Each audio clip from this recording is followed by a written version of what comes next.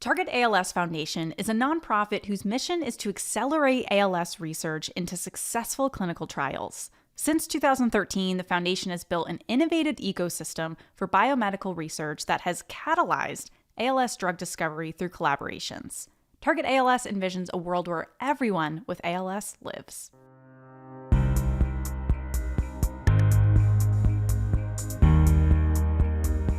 Hello, everyone. I'm Stan Crook. I'm Chairman and CEO of n-Lorem.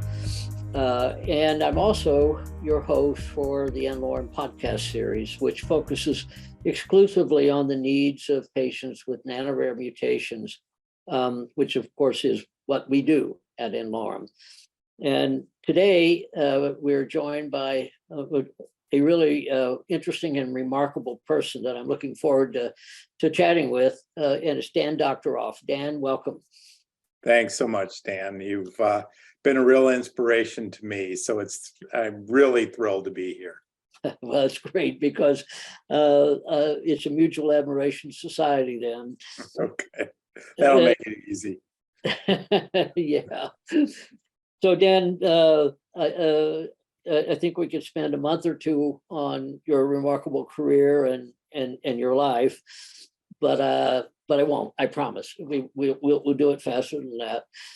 But why don't you just introduce, where you grew up and all that to our listeners before we turn to your career? Great. Well, I grew up in a suburb of Detroit called Birmingham, Michigan. In fact, this past weekend, I was with two of my two closest friends from junior high school, where we were celebrating the 50th anniversary of our friendship, which was cemented with a Risk game, a 3-day Risk game 50 years ago. And then after that, I went to Harvard. Worked back in Detroit as a political pollster, and then went to law school at University of Chicago. Coming out of law school, I decided I didn't want to be a lawyer, so I went into investment banking at Lehman Brothers, spent 3 years there, and left to form a, we call it today, private equity firm, and called Oak Hill. So that was my early career. I remember Risk. That was a really popular board game of world conquest, right? Exactly. It could get like world conquest everywhere, fairly violent. Did you manage to avoid any fist fights while you were at it? It got pretty intense, but you know what? Going through experiences like that is what forms deep friendships. And as I said, we've been best friends for 50 years, and that was definitely a milestone worth celebrating. Yeah, that's great. Is Birmingham near Grosse Pointe? That's the only one I know because of that great movie, Grosse Pointe Blank. No, it's on the other side of that. It's northwest of Detroit, but I love growing up there, and still have lots of friends, some family there. So I get back there from time to time. Well, Detroit's an interesting example of some of, I think, things that you've been interested in your nonprofit life. So you ended up at Lehman as a banker.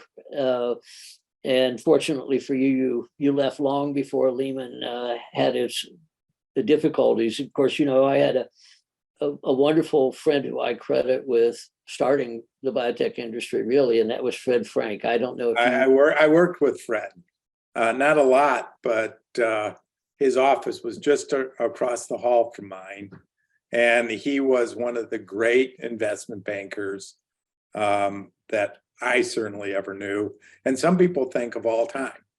I agree with that. I think, when capitalism is at its best, it's building. And I think Fred did as much as anyone to create the biotechnology industry. And the path for me and you in this conversation, really, and I miss him very much. He passed away a couple of years ago. I know that. I know. Yeah, he's a wonderful man. Yeah.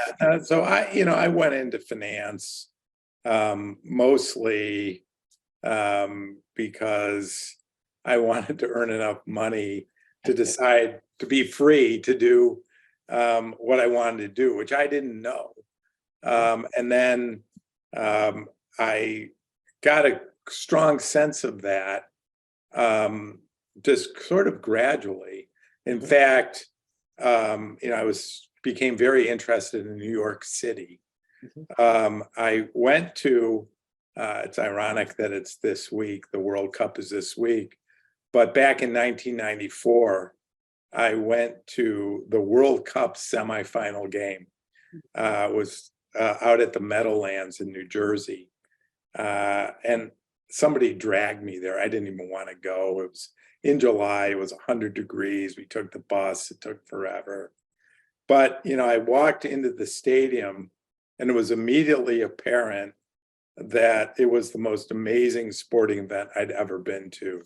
It was Italy versus Bulgaria. The stands were filled with Italian Americans, Bulgarian Americans, Italians, Bulgarians, face painted, flags flying. And I stood there because you couldn't sit down the entire match, thinking to myself, the amazing thing about New York is you could play that game with any two countries in the world in New York, and it would feel exactly the same. So then I started thinking, why is New York, the most international city in the world, never hosted the Olympics? And I left the stadium that day with this vague notion New York ought to host the Olympics. And for the next, 11 years, I pursued that dream. I started the effort to bring the Olympics to New York. But what I realized as I was studying kind of the dynamics and the benefits of hosting the Olympics is the Olympics, which have real deadlines, could be a catalyst to real change in a city. You'd seen that in Barcelona, you'd seen it in Atlanta, which was just about to have the Olympics. You'd seen it in Tokyo, where they built the subway around it. And there have been a lot of things in New York people have been talking about doing for generations, but they never were able to generate the political will or the financial wherewithal to get them done. And so I developed a plan with a lot of help that used the Olympics as a catalyst to dramatically change the city. I, at one point, was raising money, and I went to Mike Bloomberg, who was just at that point a billionaire. He wasn't mayor yet. He gave money and went on our board.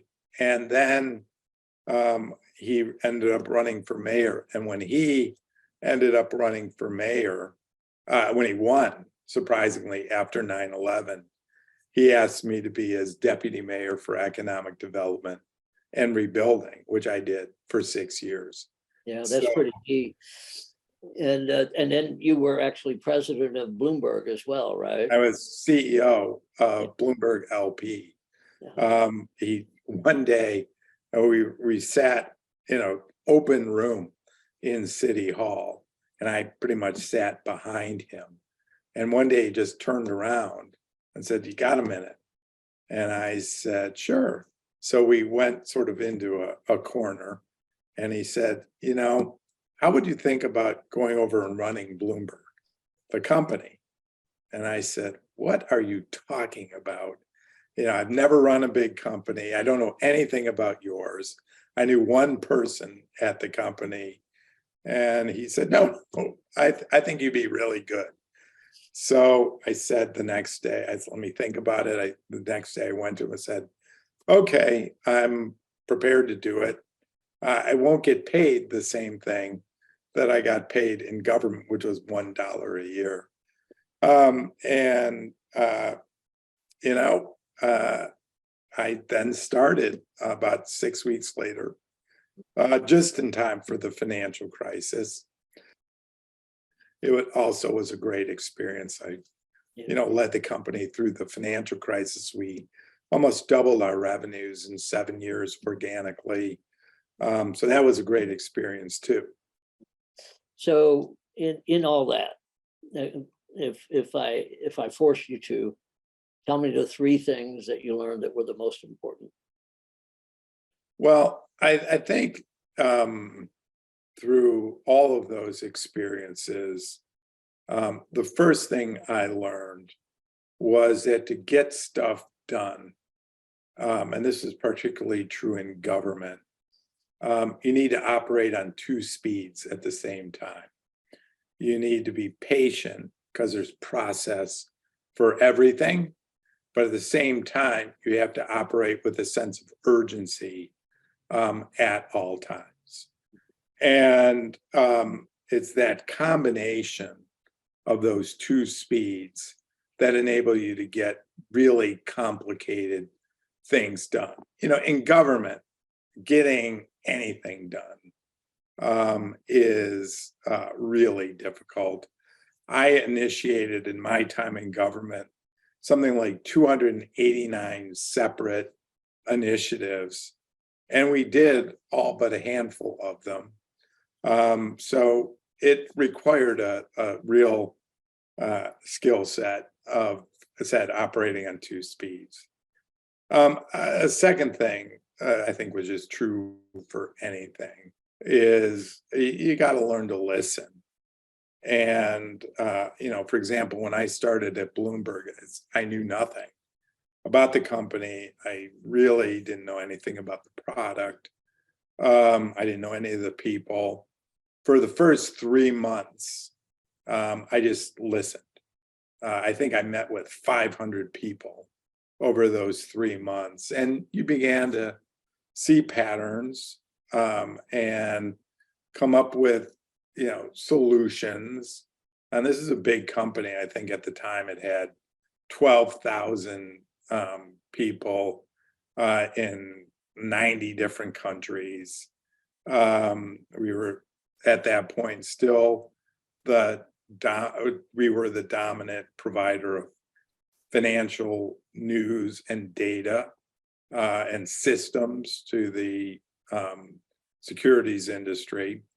But we were starting to leak a little bit. That had been masked by the boom before the crash. And so I started there. I think a couple months later, the financial crisis started to unfold. But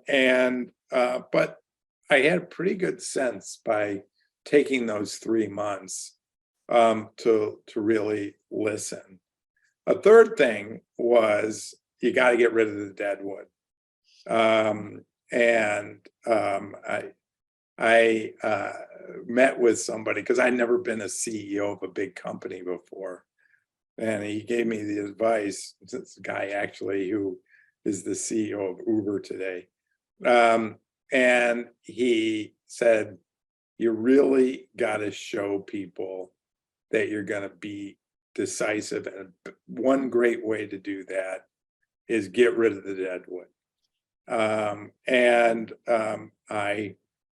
Through my listening tour, I understood where those weaknesses were and got rid of people, while at the same time announcing a set of initiatives and strategies that were going to drive the company forward.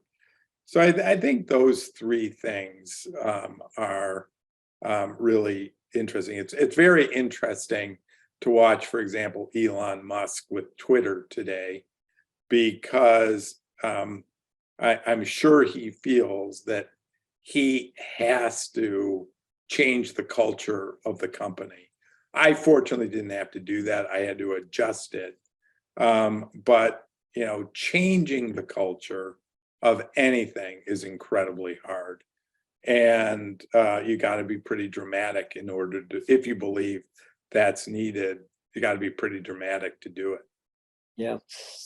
Well, those are all really important lessons, and lessons I think that almost all of us can subscribe to. And that controlled impatience, being patient for the long term, but impatient in the short term is a big deal, right?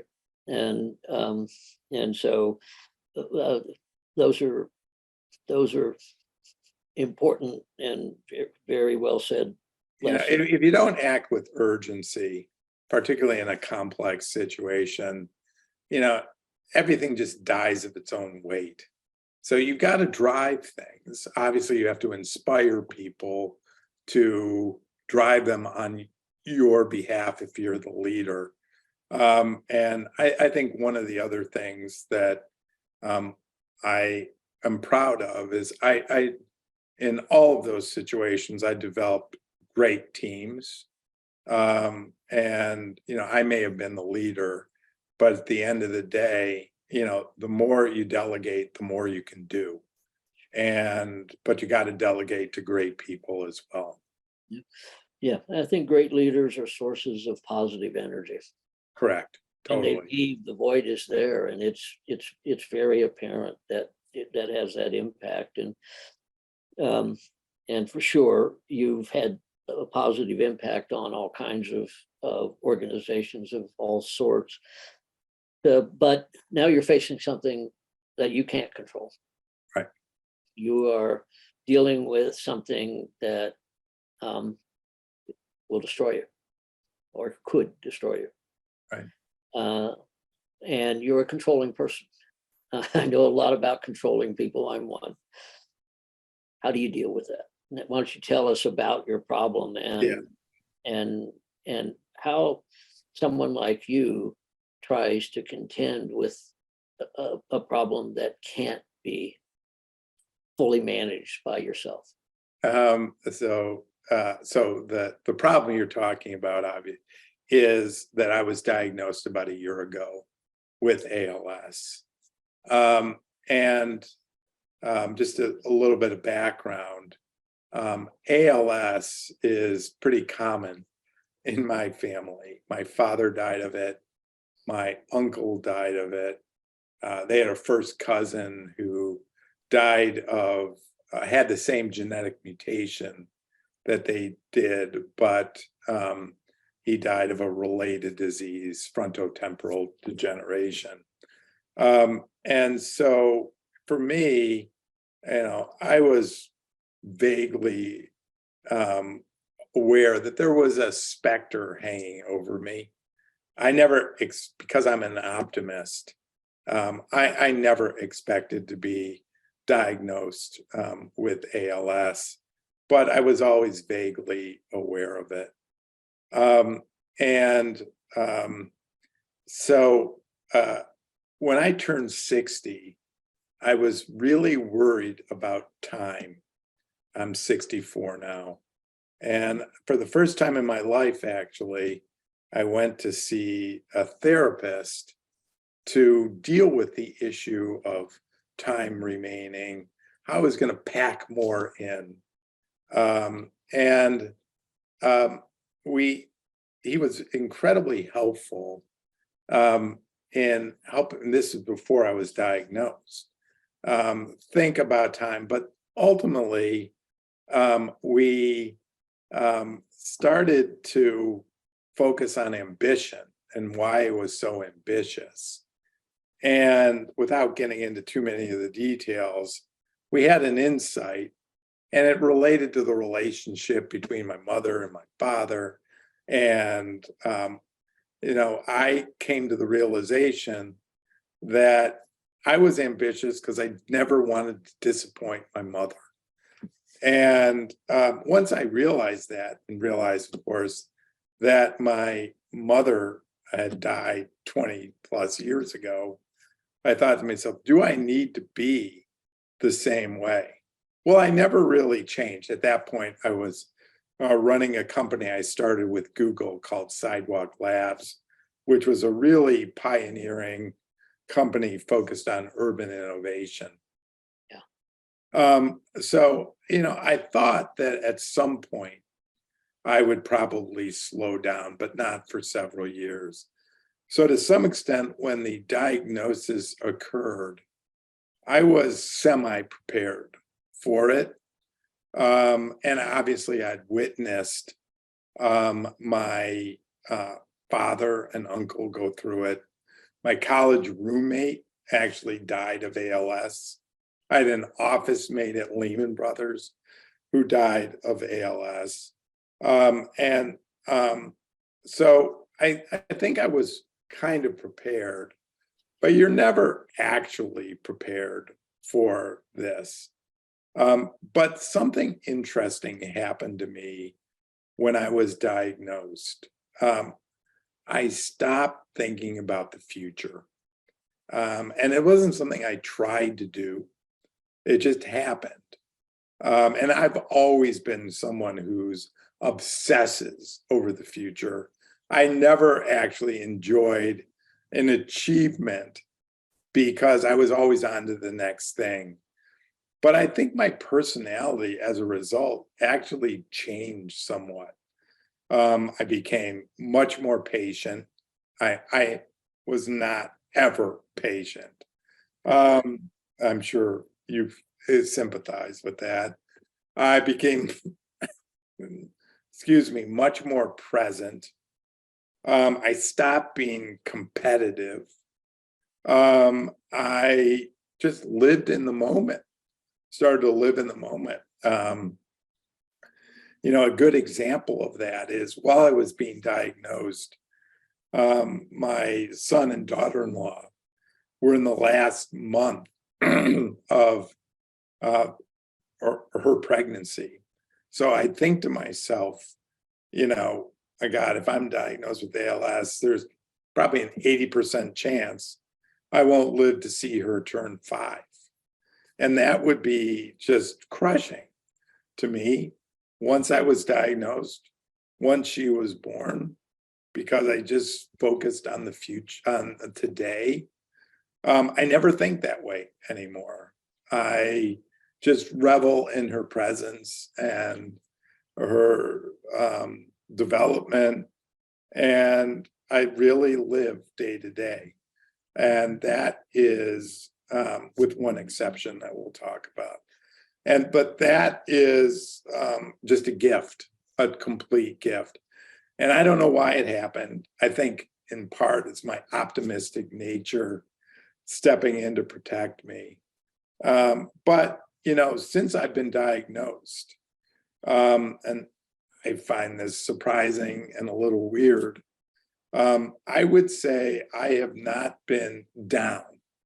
I've not been depressed more than a cumulative total of an hour over the last year. I'll get a bad test result, or I won't be able to do something that I could do the day before, or I'll, occasionally recognize, usually at like a family celebration, that I won't be around for those in the future.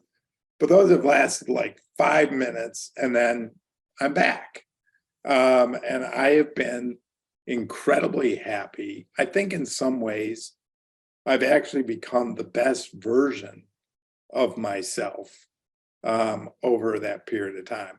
There's a lot of other reasons why I think I've been incredibly happy. I've been just surrounded with love and support from friends and family.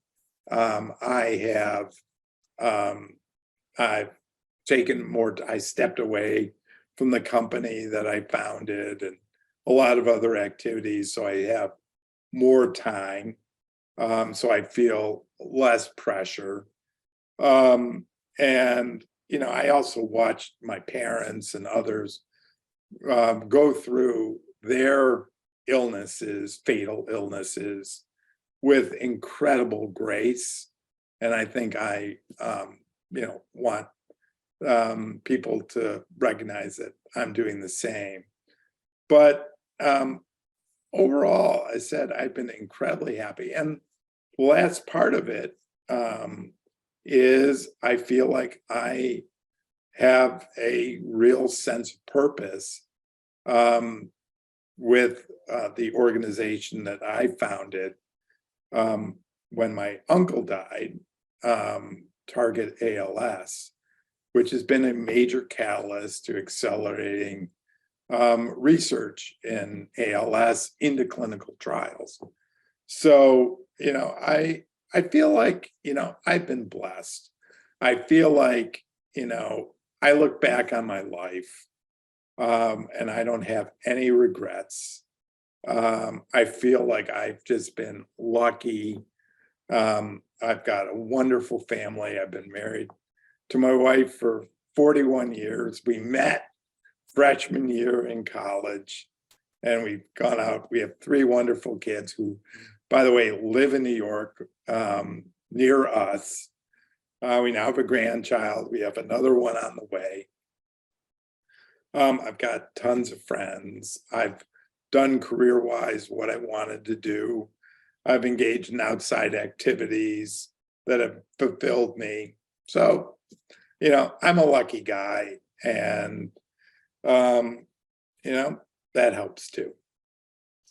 That's a wonderful story, Dan, and it is about optimism and grace. When I saw patients, I saw cancer patients. Right.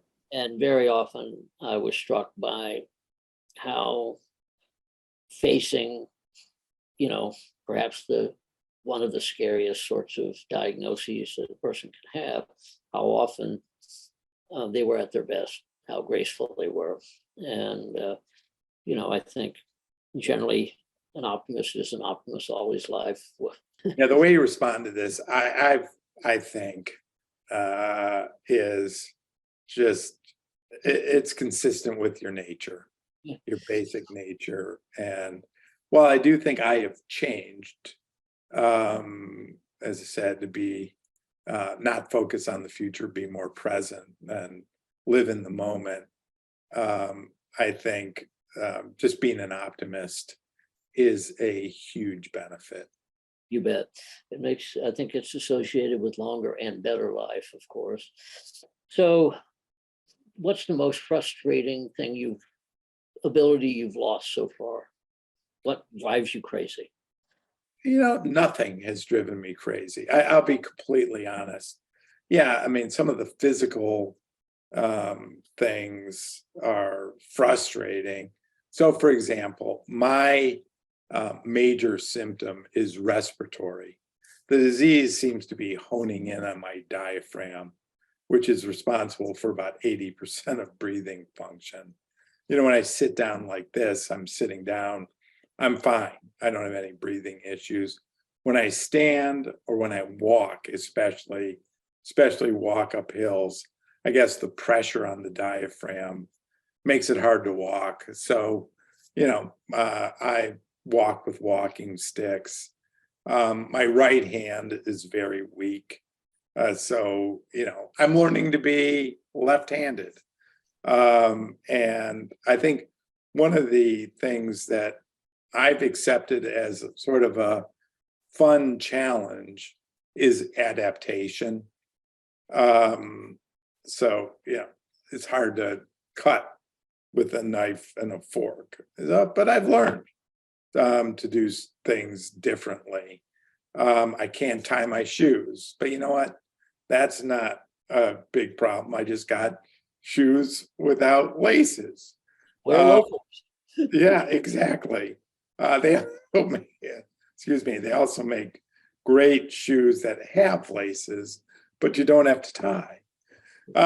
So, look, if you take the attitude that adaptation is a good challenge rather than getting depressed by the things you can't do, it's much easier. I said, I don't think about the course of the disease because that was my, that was the not thinking about the future kicking in. And that said, I not worrying about what's going to happen taking things day by day and adapting successfully has been just, as I said, just a complete blessing. So I'm actually doing incredibly well. Emotionally, physically I'm, declining, but I'm dealing with it. Well, I think that's great advice for everyone. Changes are coming very soon to n-Lorem.org. In March 2023, the new n-Lorem.org will launch with an updated design that features new pages for patients, physicians, and institutions. You can also learn how to access treatment, read heartfelt patient stories, check out our fresh patient empowerment program page, and more. Thank you for listening to the Patient Empowerment Program podcast. Now, back to the episode. Let's focus on Target ALS then for a minute. Target ALS is focused on making sense of ALS, understanding the mutations, and then providing, advances in treatment. And if I understand it correctly, right now you're completing a fundraising that you hope to have done, and that will fund it in even greater level than what it is now. Is that right? Yeah. So just to give you a little bit of background on Target ALS, when my uncle died in 2010, and my dad had died in 2002, it was clear in my family it was hereditary. When my dad died, I thought it was just some random freak thing. But when my uncle died, it was clear in my family it was hereditary. And so, it was very personal for me. I realized I had to do something. And I didn't know anything about the state of ALS research, but what I found was there had been almost no progress for the 140 years since the disease was discovered. It was discovered in 1870. And so I hired a team of scientists to help me understand why there'd been so little progress in the disease. And we came up with a set of hypotheses relating to the way ALS research was funded, the nature of research. It tended to be very siloed. There were IP issues that slowed things down.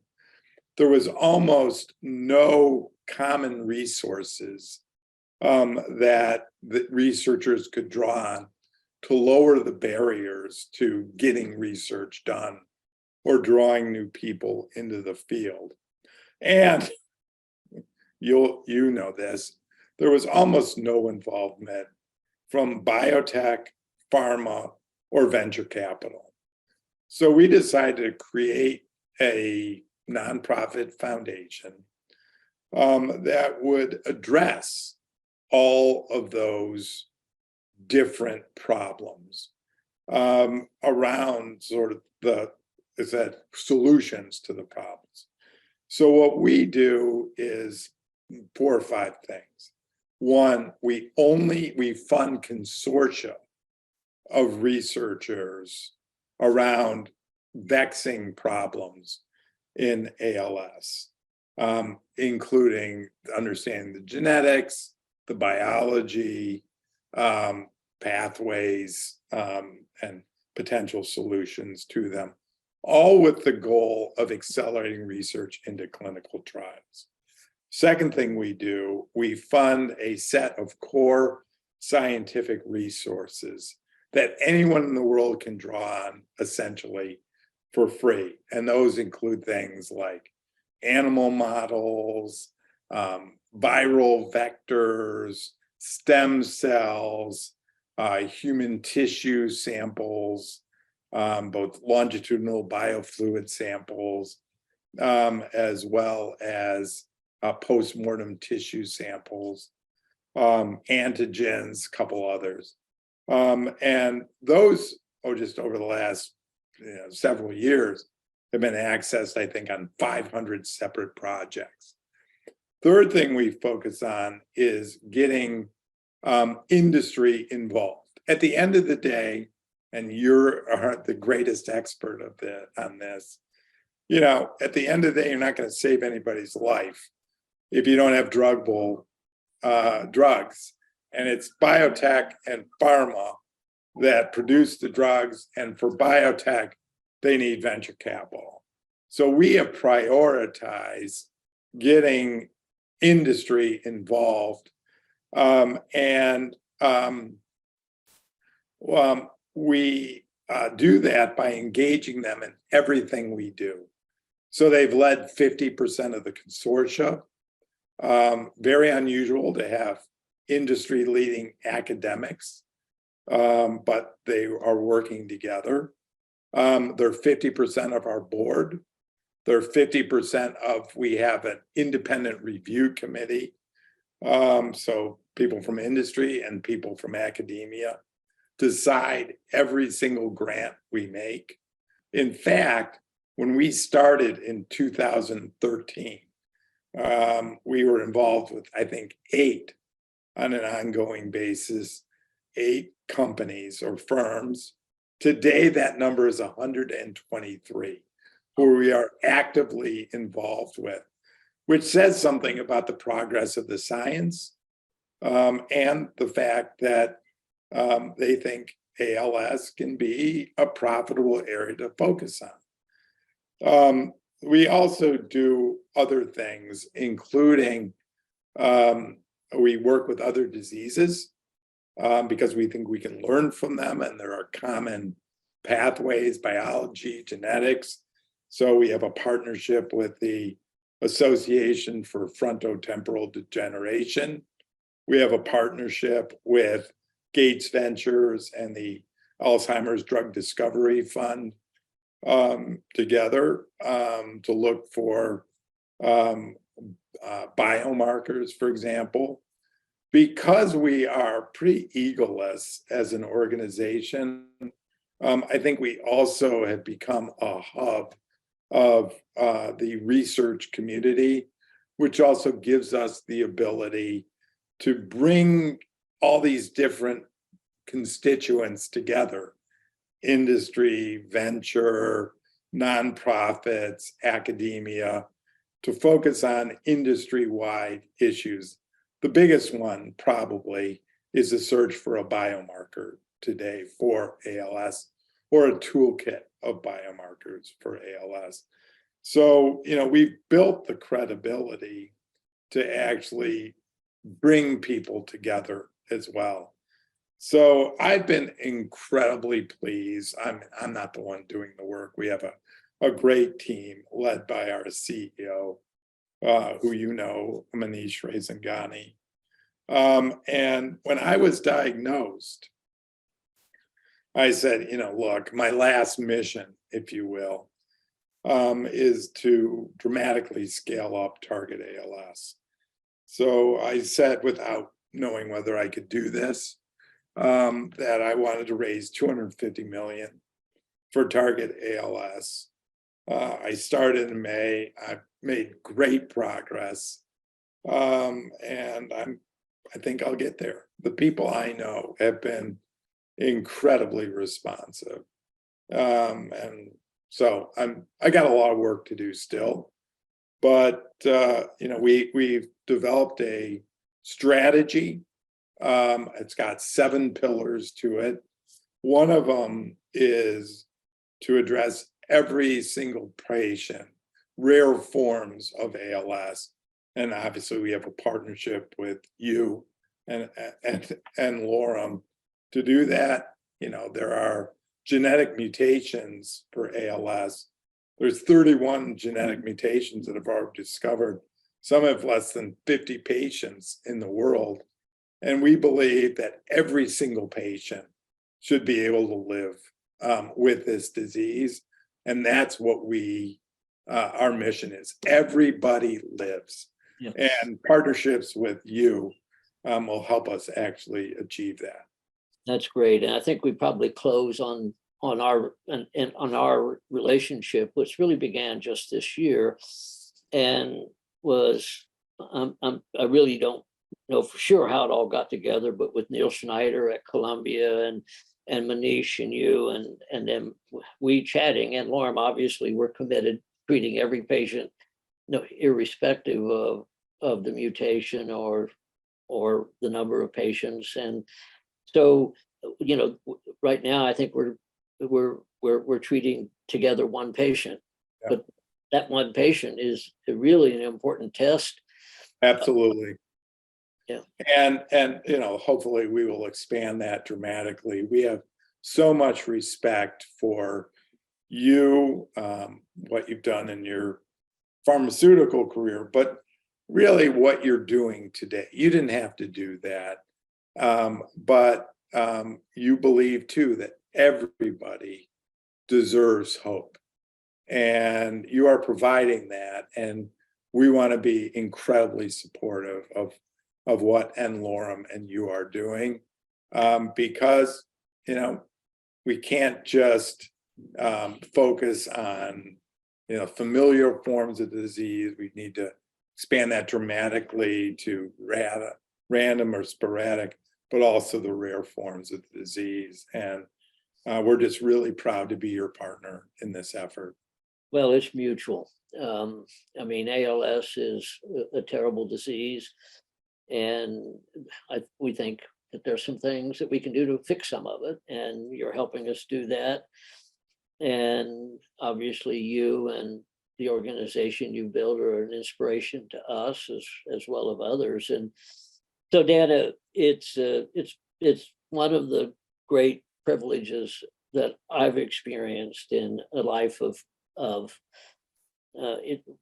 many, many privileges, is that in the time I've been working on n-Lorem, I've met just an amazing array of wonderful people and an astonishing array of graceful, noble, caring patients. And you are the combination of a remarkable human being and a remarkable patient. And so this interview has been very important for me. And I'd like to close by just asking you to sum it up. What would you say to people who are listening to this, who either have a loved one or themselves who have an illness, or are thinking of getting involved in some way? Yeah, what I would say is the progress that has been made over the last 10 years is really phenomenal.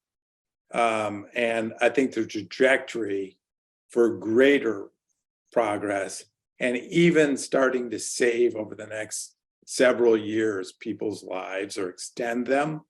I believe that within 10 years, we will be able to look out to a period of time, and I can't exactly predict when that'll be, when everybody lives. That is a possibility, but we need more resources, particularly focused on research.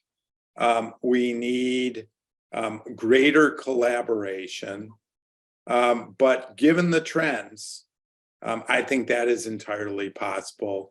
And that gives me hope, particularly, for my family and for the 1 in 400 people alive today who will die of this disease.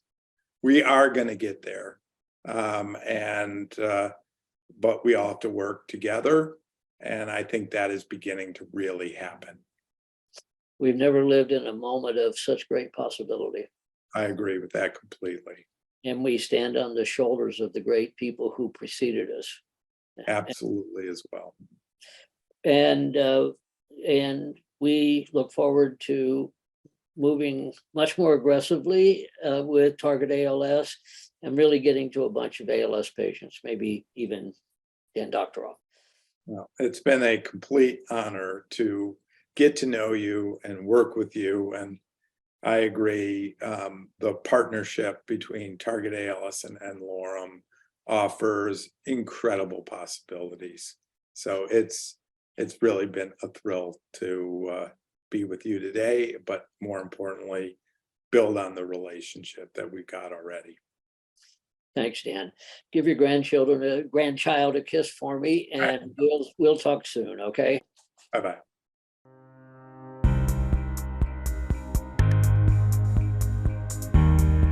n-Lorem is a nonprofit committed to discovering and providing personalized experimental treatments for free, for life, to patients with genetic diseases that affect 1 to 30 patients worldwide, referred to by n-Lorem as nano-rare. Many of these patients progress and die without ever achieving a diagnosis. This is where n-Lorem comes in. They do the impossible by providing hope, and for those that they can help, free lifetime treatment. For more information about n-Lorem or today's episode, visit n-Lorem.org. Any questions can be sent into podcast@n-Lorem.org. Search n-Lorem on Twitter, Instagram, YouTube, LinkedIn, and Facebook to connect with us. This video is hosted by Dr. Stan Crook and produced with the help of the following professionals. Thank you for watching.